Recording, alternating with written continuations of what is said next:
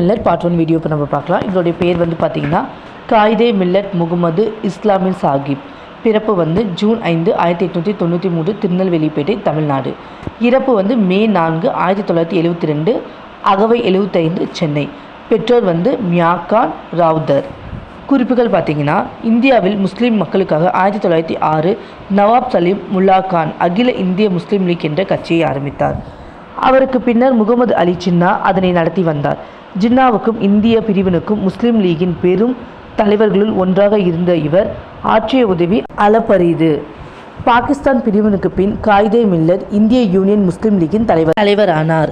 இந்திய அரசியலமைப்பை உருவாக்கிய இந்திய அரசியலமைப்பு நிர்ணய மன்றத்தின் உறுப்பினராகவும் பணியாற்றினார். 1947 பாகிஸ்தான் உருவான போது அங்கு புலம்பெயராமல் அதிக எண்ணிக்கையில் முஸ்லிம்கள் இந்தியாவில் தங்கிவிட்டதால் அவர்களுக்கு கட்சி பெயரில் இருந்த அகில என்பதை நீக்கிவிட்டு 1949 இந்தியன் யூனியன் முஸ்லீம் லீக் என்று மாற்றினார்.